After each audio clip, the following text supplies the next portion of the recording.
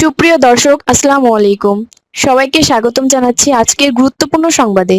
প্রথমেই জানিয়ে দিচ্ছি সংবাদ শিরোনাম। ইরানের চূড়ান্ত সিদ্ধান্তের অপেক্ষায় পাকিস্তান। এদিকে ট্রাম্পের মানসিক অবস্থা নিয়ে গভীর সংশয়ে মার্কিনিরা। অপরদিকে ভোটের আগে তীব্র হুঁশিয়ারি অমিত শাহের। আরও থাকছে ইরানকে কোণঠাসা করতে আরও কঠোর ইইউ। এবং সবশেষে থাকছে ইসরায়েল থাকায় ইউরোভিশন বয়কটের ডাক দিলেন 1000 শিল্পী। শুনছিলেন সংবাদ শিরোনাম, এখন বিস্তারিত। তার আগে ছোট্ট একটি আবেদন, যদি আপনি ন্যায় ও মানবতার পক্ষে থাকেন লাইক দিন, বিশ্বে শান্তি দেখতে চাইলে কমেন্টসে লিখে জানান ট্রাম্পের পতন চাই, আর সাবস্ক্রাইব করুন আমাদের চ্যানেলটি, কারণ আমরা বলি সেই কথা যা অনেক মিডিয়া আড়াল করে। এখন চলুন বিস্তারিত দেখা যাক। ইরানের চূড়ান্ত সিদ্ধান্তের অপেক্ষায় পাকিস্তানের তথ্যমন্ত্রী আতাউল্লাহ তারার জানিয়েছেন, যুক্তরাষ্ট্রের সঙ্গে দ্বিতীয় দফার শান্তি আলোচনায় অংশ নিতে ইরান এখনও তাদের প্রতিনিধি দলের বিষয়ে কোনো আনুষ্ঠানিক সিদ্ধান্ত জানায়নি। আজ মঙ্গলবার 21 এপ্রিল সামাজিক যোগাযোগ মাধ্যম এক্সে বা সাবেক টুইটারে দেওয়া এক পোস্টে তিনি জানান, ইসলামাবাদ শান্তি আলোচনার জন্য ইরানের পক্ষ থেকে নিশ্চিত বার্তার অপেক্ষায় রয়েছে পাকিস্তান। বিষয়টি এখন অত্যন্ত জরুরি হয়ে উঠেছে, কারণ দুই পক্ষের মধ্যে চলমান 2 সপ্তাহের যুদ্ধবিরতি শেষ হতে আর মাত্র কয়েক ঘণ্টা বাকি রয়েছে। মন্ত্রী তারার উল্লেখ করেন, পাকিস্তানের স্থানীয় সময় বুধবার 22 এপ্রিল ভোর 4:50 এই যুদ্ধবিরতির মেয়াদ শেষ হবে। তার আগে ইরানের পক্ষ থেকে আলোচনায় অংশ নেওয়ার সিদ্ধান্ত আসা অত্যন্ত গুরুত্বপূর্ণ বা ক্রিটিক্যাল হিসেবে দেখা হচ্ছে। মধ্যস্থতাকারী দেশ হিসেবে পাকিস্তান ইরানের সঙ্গে নিরবিচ্ছিন্ন যোগাযোগ বজায় রাখছে এবং কূটনৈতিক উপায়ে সংকট সমাধানের পথ খুঁজছে। ইরান যাতে দ্বিতীয় এই বৈঠকে অংশগ্রহণ করে, সেজন্য ইসলামাবাদ তাদের সর্বোচ্চ চেষ্টা চালিয়ে যাচ্ছে। মূলত যুদ্ধবিরতি শেষ হওয়ার পর বড় ধরনের কোনো সংঘাত এড়াতেই পাকিস্তান এই শেষ মুহূর্তের কূটনৈতিক প্রচেষ্টা অব্যাহত রেখেছে। এদিকে ট্রাম্পের মানসিক অবস্থা নিয়ে গভীর সংশয়ে মার্কিনিরা।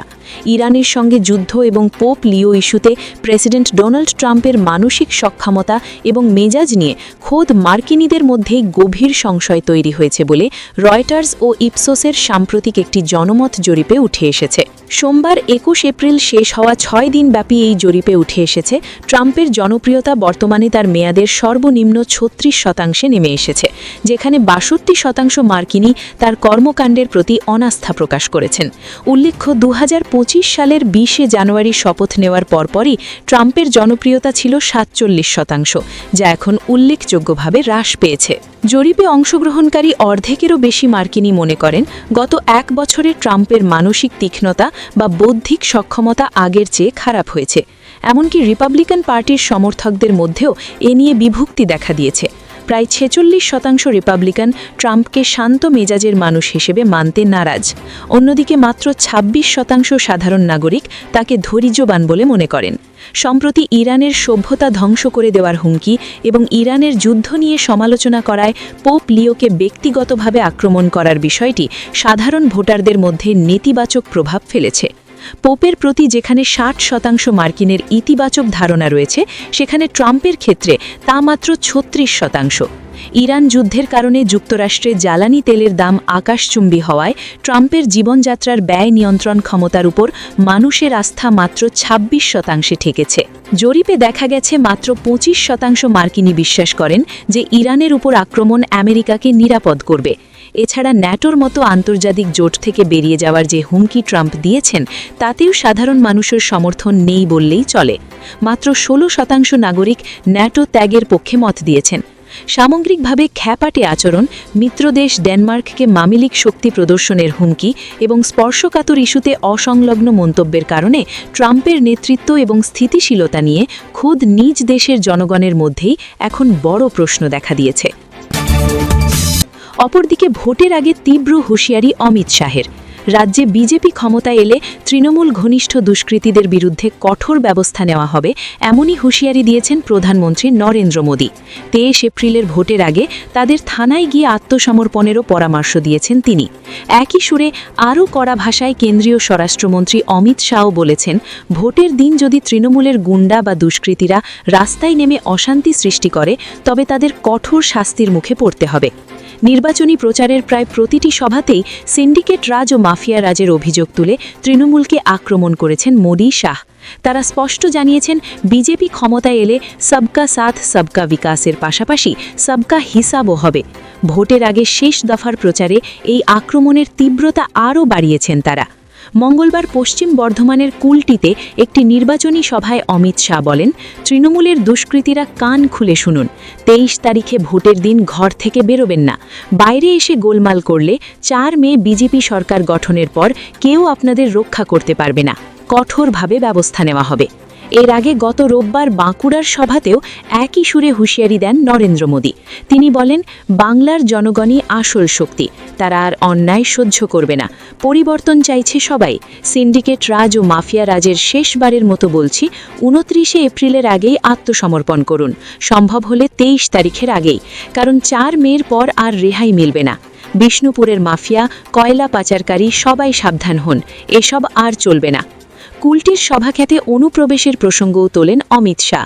তিনি বলেন, 5 মে বিজেপিকে সরকার গঠন করতে দিন, তারপর অনুপ্রবেশকারীদের চিহ্নিত করে ধাপে ধাপে বাংলা থেকে বের করে দেওয়া হবে। আরও থাকছে ইরানকে কোণঠাসা করতে আরও কঠোর ইইউ। ইউরোপীয় ইউনিয়ন ইরানের উপর সংসদের পরিধি আরও বাড়ানোর বিষয়ে একমত হয়েছে। ইইউ দেশগুলি এখন থেকে হরমুজ প্রণালীতে জাহাজ চলাচলে বাধা সৃষ্টি করার জন্য দায়ীদের বিরুদ্ধেও কঠোর ব্যবস্থা গ্রহণ করবে। লুক্সেমবার্গে অনুষ্ঠিত সদস্য দেশগুলির পররাষ্ট্রমন্ত্রীদের বৈঠক শেষে ইইউ এর পররাষ্ট্রনীতি বিষয়ক প্রধান কাজা কালাস এই গুরুত্বপূর্ণ সিদ্ধান্তের কথা বলেন। তিনি স্পষ্ট উল্লেখ করেন, সমুদ্রপথে চলাচলে বিঘ্ন ঘটানো ব্যক্তিদের এই সংসদের আওতায় আনা হবে। সংসদ বৃদ্ধির পাশাপাশি কাজা কালাস মধ্যপ্রাচ্যে ইইউ এর নৌ মিশন আরও শক্তিশালী করার জন্য পররাষ্ট্রমন্ত্রীদের কাছে আহ্বান জানান। বর্তমানে এই নৌ মিশন লোহিত সাগরে ইয়েমেনের হুতি বিরোধীদের আক্রমণ থেকে বাণিজ্যিক জাহাজগুলিকে সুরক্ষা প্রদান করছে। হরমুজ প্রণালীর ক্রমবর্ধমান উত্তেজনা এবং বিশ্বজুড়ে জ্বালানি সরবরাহের নিরাপত্তার কথা বিবেচনা করে ইউরোপীয় ইউনিয়ন তাদের মামিলিক ও দূতনৈতিক চাপ বৃদ্ধির এই সিদ্ধান্ত গ্রহণ করেছে। মূলত ইরানকে আন্তর্জাতিক নৌ চলাচলের নিয়ম মেনে চলতে বাধ্য করাই ইইউ এর এই পদক্ষেপের মূল লক্ষ্য। এবং সব শেষে থাকছে, ইসরায়েল থাকায় ইউরোভিশন বয়কটের ডাক দিলেন 1000 শিল্পী। ইসরায়েলের অংশগ্রহণের প্রতিবাদে এবং ফিলিস্তিনের গাজায় চলমান পরিস্থিতির প্রেক্ষাপটে 1000-এরও বেশি সঙ্গীত শিল্পী ও সাংস্কৃতিক কর্মী ইউরোভিশন সঙ্গীত প্রতিযোগিতা বয়কটের ডাক দিলেন। মঙ্গলবার 21 April no music for genocide নামক একটি সংগঠনের ব্যানারে প্রকাশিত এক খোলা চিঠিতে এই আহ্বান করা হয়। চিঠিতে স্বাক্ষরকারী শিল্পীরা ইউরোপিয়ান ব্রডকাস্টিং ইউনিয়নের কড়া সমালোচনা করে তাদের বিরুদ্ধে দ্বিমুখী নীতি অবলম্বনের অভিযোগ তুলেছেন। তারা দাবি করেছেন, 2022 সালে ইউক্রেনে হামলার কারণে রাশিয়াকে এই প্রতিযোগিতায় নিষিদ্ধ করা হলেও গাজায় দীর্ঘ 30 মাসেরও বেশি সময় ধরে চলা ধ্বংসাযজ্ঞ এবং মানবাধিকার লঙ্ঘনের পরও ইসরায়েলকে অংশ নিতে দেওয়া হচ্ছে। এই চিঠিতে বিশ্ববিখ্যাত সঙ্গীত শিল্পী ব্রায়ান ইনো, ম্যাসিভ অ্যাটাক্স, রজার ওয়াটার্স এবং নি ক্যাপের মতো তারকারা স্বাক্ষর করেছেন। এমনকি এমিলি ডি ফরেস্ট এবং চার্লি ম্যাকগ্যাটিগানের মতো সাবেক ইউরোভিশন বিজয়ীরাও এই বয়কটের সাথে সংহতি প্রকাশ করেছেন। শিল্পীদের মতে ইবিইউ তাদের কথিত নিরপেক্ষতা বজায় রাখতে ব্যর্থ হয়েছে। তারা মনে করেন, ইসরায়েলি সরকারি প্রচার মাধ্যম কানকে এই প্রতিযোগিতা থেকে বাদ না দেওয়া পর্যন্ত শিল্পী, কলাকুশলী এবং ভক্তদের উচিত এই অনুষ্ঠান থেকে নিজেদের সমর্থন প্রত্যাহার করে নেওয়া। শিল্পীরা আরও উল্লেখ করেছেন, বর্তমানে চুপ থাকা আর কোনো বিকল্প হতে পারে না। চিঠিতে স্পেন, আয়ারল্যান্ড, আইসল্যান্ড, স্লোভেনিয়া এবং নেদারল্যান্ডসের মতো দেশের বিভিন্ন সংস্থা এবং প্রতিযোগীদের প্রশংসা করা হয়েছে, যারা ইতিমধ্যে এই প্রতিবাদের সাথে একাত্মতা পোষণ করে জাতীয় বাছাই পর্ব থেকে সরে দাঁড়িয়েছেন।